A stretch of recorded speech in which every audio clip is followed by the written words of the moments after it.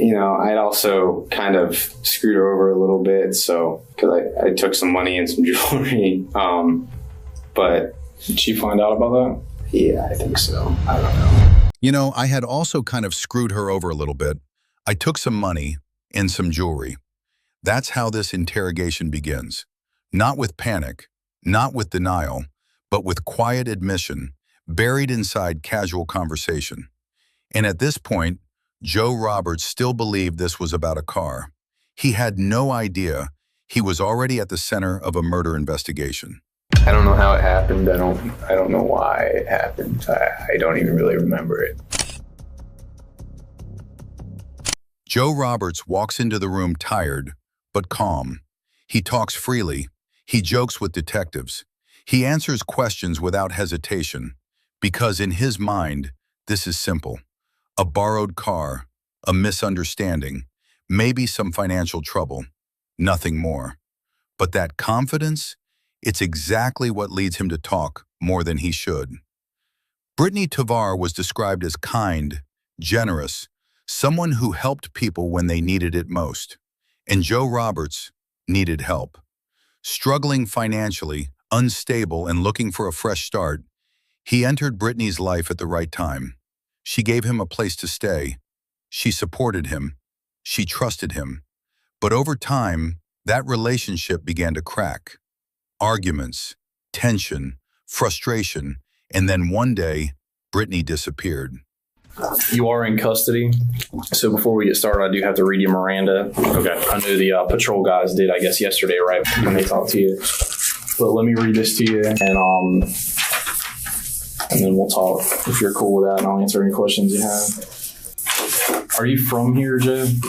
I lived in Seattle for a while when I was growing up, like grade school, beginning of middle school. Mm-hmm. But I was actually born in Wisconsin and went to high school in Indiana. So okay, so kind of all over the place. Yeah. Well, what brings you to Seattle? I was looking for change. The old friend, and I don't know, just I needed change. So. Old friend? Yeah, old friend I hadn't talked to in a long, long time. Hit me up so we got to talking, and I came up to here to see her, and that was about it. A female friend? Mm-hmm. It's always women that make us run all over the country, right? Yeah, they do. They do tend to do that. Yeah, I gotcha. How did you get up here? I drove. You drove? Yeah. What? Do you have a vehicle, or you borrowed somebody's vehicle, or what? I borrowed somebody's vehicle. Okay. And whose vehicle was that? Girl named Britney. Britney from? Florida. Florida. What's her last name? Tvar. Okay. Where's that vehicle now? It's still here. I'm assuming that's what this warrant is about. Yeah, I mean, obviously. Well, I figured you knew what it was about. I don't mean to beat around the bush, but I'm assuming that's what it's about. Because obviously, I'm sure she's wanting her vehicle back, I guess, is the problem. Yeah. So, I still, it's still here. I don't have access to it anymore.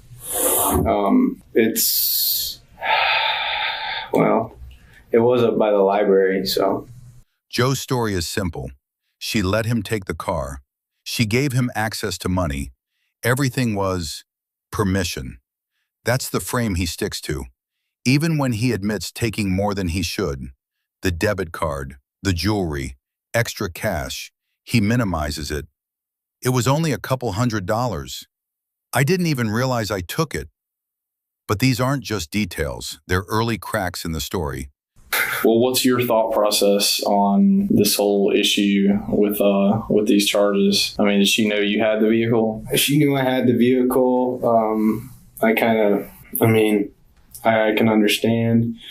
There was issues. So I don't get the $500,000 warrant. I haven't been able to get a hold of her ever, so I don't know what's going on. They don't accuse, they don't confront, they let Joe talk. And that's when something important happens. Joe starts explaining things that weren't even asked, over-explaining, justifying, filling silence. These are classic signs of someone trying to stay ahead of the truth. Who is she to you? I mean, how do you... She was just a friend. We met in the Barnes & Noble, and she wanted to start up a business, and I was in a real rut down in Florida, and I said, okay. And then she goes and buys me a computer so that we can get this business started, right? And I'm like, great, let's get it going. She lets me move into her house and start up to help her start up this company. Except the problem is that once I start getting going on this, I'm the one starting up the entire thing.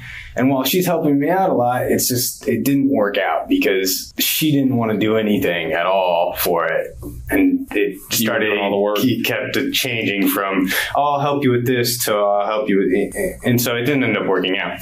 Long story short, I was like, this isn't working out. We got in a huge fight on a Monday, a huge argument. And it was, I don't know, just basically about all this. And I was like, look, is there any way we can work out something else? And I was like, look, I have a friend in Seattle. I'd like to get to Seattle. Can I go to Seattle? And is there any way you can help me get to Seattle? And she was like, okay, yeah, you can take my car and go to Seattle. And I was like, great, thank you, and I will pay you back. And so she let me use her car and her cell phone, and I got in the car and cell phone with the cell phone, and I took off. And then a couple of days later, and she gave me her debit card as well, so that I would have gas money, and so that I'd have gas money. I figured she just something happened, and she got pissed at me, and I'd also kind of screwed her over a little bit, so because I took some money and some jewelry, but did she find out about that? Yeah, I think so. I don't know. So you don't know? She never confronted you about that? I haven't talked to her about it since. How much money did you take? A couple $100. Provide you with? You said she let you use a debit card or something? Credit card and debit card. We said just one. Well, so what I was only supposed to use the credit card, actually. You were only supposed to use a credit card? Yeah. So why'd she let you have the debit card then? She didn't. That was kind of one of the things that I didn't even realize I had taken it until after I'd left. Okay. So, so she obviously would have been upset had she known you had both, which she probably is upset. Yeah, and then then in Idaho, I got pulled over, and I actually thought because I hadn't heard from her or anything, and I hadn't called her, but I hadn't heard from her, and I got pulled over, and I was actually kind of worried because I didn't have an ID at the time. I had a driver's license, but I didn't have an ID. And it was my driver's license was in Indiana, and anyway, I was worried because I thought she might have called it in or something. That's why I thought I was getting pulled over at first. So I kind of freaked. But how'd that go? They let me go because I told them what was up. I was like, I'm just driving. Actually, I kind of fudged on it, but well, what do you mean? What did you say? I told them that I was staying with my aunt and she was in town, and I wasn't from around here, and that's why I was speeding, because the signs were all crazy, which was true. The signs were all crazy. It was like 30-mile-per-hour speed zone, and I don't know. I'd been driving on the highway and I had a heavy foot, and anyway, right. Cop gave me a break, so I left and crashed out for the night, and then took off. The pressure point. Then comes a simple question. If this is just about a car, why is your warrant so high? Joe doesn't have an answer because deep down, he already knows. This isn't about a car anymore, and for the first time, you can hear it in his voice. Uncertainty. So, I have a question for you. I mean, car theft is one thing. Why is my bounty so high? It's a good question. I was hoping you can answer that for me. The warrant's out of Florida. Yeah. Obviously it's concerning that it's that high. Yeah. I was hoping that maybe you could shed some light on maybe there's something more to the story than just that. I don't know. I mean, is there something else you stole from her that is more important than a car? I mean, no. As far as I know, it's just the car and the jewelry and the cards. Right. but one of them you said she let you use. Yeah. She let you use one of them, but she didn't know about the other one, right? I think I should probably get a lawyer. Joe starts to slow down. His answers become less confident, more cautious. He realizes something isn't right, that investigators know more than they're saying. And then he does something critical. I think I should get a lawyer. The moment he almost stops. This was his chance, the one decision that could have changed everything. And for a moment, he takes it. He asks for a lawyer. The interrogation should be over. But then, investigators apply one final technique. Not pressure, not force, but suggestion. You think you probably should? Yeah, I think I need to talk to a lawyer because I don't know where this is going. Obviously, something you guys aren't telling me. And yeah. I'm not sure what you mean by that. But, okay. Well, can I talk to a lawyer? I mean, absolutely. That's your right. Awesome. You want to talk to an attorney? Mm-hmm. You're a smart guy, and I'm not going to ask you any more questions about the case. But I do want to tell you, your family's very worried about you, and they do want to talk to you. And you and I know that there's much more to this. And we were here to give you the opportunity to tell us what really happened. Because you and I both know that there's a lot more that happened. And we already pretty much know what happened. A lot of times, the reason we exist in investigations is to get the other side of the story. So that if this was a simple mistake or somebody acted out in rage because somebody else did something wrong in self-defense, so to speak, then that's a totally different story than somebody acting out because they wanted to act out, if you understand what I'm saying. There's a difference between somebody that meant to do something and somebody that didn't mean to do something. That's all I'm saying. So just keep in mind that in order for us to talk again, you've got to ask to talk to me. Okay. Well, because there's and I appreciate you saying that. And yeah, the psychological pivot. They introduce an idea. Maybe this wasn't intentional. Maybe it was a mistake. Maybe it was an accident. And that changes everything. Because now Joe isn't being seen as a monster. He's being offered a way out. A way to explain what happened without fully owning it. Let's just say, I need to know my options before I come back to you. Of course. I understand. Okay. And I'd do the same thing if I was in your position. But just remember, you have to ask to talk to me. Okay. I can't come and see you no matter what. So you've got to ask to talk to me if you want to talk to me. And know that there's a lot more that we can talk about. And you know exactly what I'm saying. And all I was here for was to make sure that you weren't some monster, but that this was a big accident. That's all we were here for. Okay. The collapse begins. Joe hesitates. Then he starts talking again. I made a huge mistake. I don't know how it happened. I don't remember. This is the turning point, from denial to partial admission. And I'll tell you this, I made a huge mistake. I don't know. I don't know how it happened. I don't know why it happened. I don't even really remember it. I freaked out and I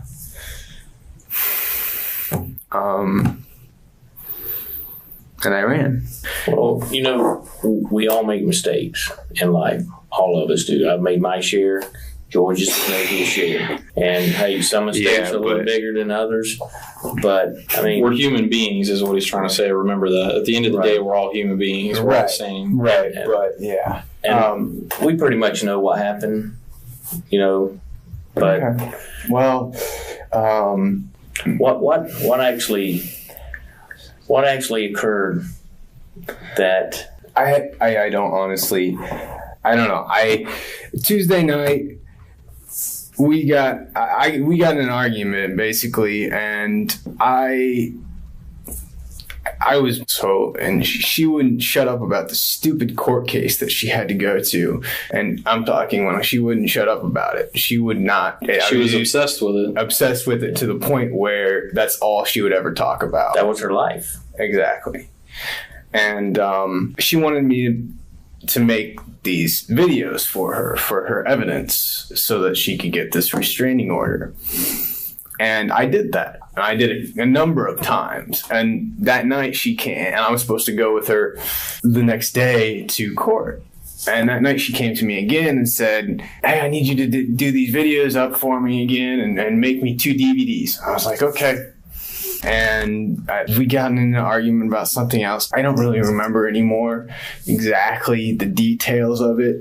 But long story short, I was pissed, but I said, all right, I'll make you the DVDs. She was pissed. She was like, I don't want you to come with me tomorrow. And I was like, fine, great.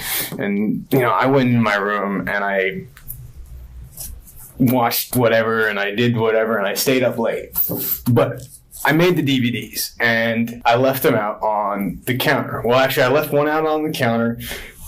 No, I left both of them out on the counter. Anyway, I went to sleep and I remember waking up, and it must have been early. And I remember waking up and hearing her go off about something, and I don't really remember much after that. And then I remember standing over her, and she's dead, and there's blood everywhere. And The confession. What follows is fragmented, disjointed, incomplete, but enough. An argument, anger building, a moment of loss of control. I picked something up, and I hit her. A hammer, multiple times. He doesn't remember how many, he just knows it was too many. We'll take a deep breath for a minute and think about the part that you're leaving out, like how she ended up on the floor with blood all over her. I mean, how did that happen? Honestly, guys, I don't really remember. I don't know. I remember waking up and hearing her go off about no names on the DVDs, and I came out and I was yelling at her and calling her an ungrateful bitch, and then I picked up something and I hit her. Do you know what it was that you picked up? Hammer, I think. How many times did you hit her? I don't know, too many. Did she run? I don't remember. Well, you're starting to remember. You're remembering a lot. Just take your time. The violence didn't end there. Joe describes what happened next with chilling detachment. Cleaning the scene. Bleach. Covering the body. Buying time. Not escape, just time. Concealment. Britney's body was hidden, wrapped, buried, left in a place where he hoped it wouldn't be found. But eventually, it was. So what did you do? What did I do? Next, after she's laying on the floor, and I covered her up with a blanket for a while, and I kind of freaked out and bought a pack of cigarettes, and then sat on the back porch and chain smoked about a pack of cigarettes until I had decided what I was going to do, and then I did it. And which was basically clean up all the blood, pour bleach everywhere, and basically my goal was to buy time. I didn't think I would be getting away with anything. I just thought I would be buying time. Well, your aunt was mad at us in the beginning because we sent law enforcement to every place that you've ever lived at. So obviously that included her and her friends. And so now somebody did break into her house. I did not break into her house. I know that now. We know. It really threw us for a loop because here you've been on the run for so long, and then her house gets broken into in middle of August? Yeah. And we thought for sure, I was like, oh my gosh, did he double back and get to Indianapolis somehow? And he's strung out and he needs to get something. I don't know. It was just weird. It threw us, you know what I mean? Yeah. But, I mean, it is what it is. Somebody broke into her house. That was one thing. Coincidental. Sorry. That sucks. Yeah, that's one thing I wanted to make sure is I didn't involve any of my family, and I didn't want them. I mean, I figured they'd eventually learn about it. I was hoping that it kind of sucks that you went to everywhere I used to live because. Well, I mean, at the time, I didn't know exactly what had happened. I mean, we had to try to find you, so to speak. I mean, I had to assume that you'd try to go somewhere or that you were familiar with, you know. But is there? Yeah, eventually I would have ended up in South America, so probably. Is there anything you haven't told us that you think we need to know? about this incident or anything else? I don't think so. I think I've gone over everything. You guys already knew about this Walmart purchases and yeah. The shovel that you buried her with, where's that at? Is that at the house? Ooh, I have no idea, to be honest. I mean, I would assume it's probably at the house. Like you said, I don't know if it was really. It was pitch black, dark, and I was trying to hurry because I didn't want to get caught and all this. So it was not a decent burial, not anything she deserved. I mean, do you think it's going to be obvious to us, or is she covered up pretty good? She's covered up, but I don't think it's covered up. I mean, it's been a minute. But she has trash bags, so over her, just basically wrapped around for, I guess I did for smell and for just. Is it wrapped around her whole body, the trash bags? Yeah, because that'll help preserve. Yeah, there's. I figured as much. Anyway, there's three of them, two of them, and then one of them's in the middle that was cut. And then the blanket's over her. No, blanket's right. Blanket first, and then okay, I got you. All right. Is there anything more about the actual event that you haven't told us? I mean, was it simply an act of rage and he used a hammer, or was there a different weapon? Was there more violence involved? All I know is there was a hammer, and that there was a ridiculous amount of blood afterwards, and that she was still alive for a little while, and that her throat was cut as well, and I don't know how that happened. Even at the end, Joe's memory remains selective. I don't remember. I think. I'm not sure. But the truth is already out. The fragments form a complete picture, and investigators now have everything they need. Now, you're saying that because you're having an actual memory of seeing it cut? I don't know how that happened. Well, I think you know how it happened. You just, right. You just don't remember. I don't remember doing it. All right, I got you. Yeah. Right. Joe Roberts was charged with second-degree murder. Faced with overwhelming evidence, including his own confession, he pleaded guilty. In May 2014, he was sentenced to 30 years in prison. Okay, and then case number CF-12-1813, you wish to enter plea to the third-degree felony charge of battery in a jail or detention facility. Yes. Okay, now, the second-degree murder charge in the first case is a first-degree felony punishable by up to life imprisonment. You understand that? Yes. Okay, and you understand that part of the plea agreement is a lesser sentence than that? Yes. Okay, now, you may be considered for that lesser sentence, and I will go along with the plea agreement, but there also will be court costs in the amount of $418, cost of prosecution in the amount of $100, and then there'll be a public defender fee that was assessed of $50 and an attorney fee of $100. Do you understand that? Yes. And was there any restitution that was requested, or did the victims? I don't believe that was an issue, Judge, for the mere fact that he has no money. He's never. I understand. I just want to make sure it was on the record. Okay. Now, have you ever been treated, Mr. Roberts, for any mental or emotional disability, or do you now suffer from any mental illness? I suffer from depression. Okay, does that prevent you from understanding what's going on here today? No. Okay, and you'll let me know if you have any questions about what I'm asking. Yes. Okay. Now, have you had any alcohol or narcotic drugs in the past 24 hours? No. Now, I want to go over with you again your constitutional rights. You do have a right to remain silent. You cannot be compelled to testify against yourself. Anything that you say about your case can be used against you in court. You do have a right to be represented by an attorney. I know you waived your right to have an attorney, but if you wanted an attorney, I would appoint one to represent you if you desire and if you qualify.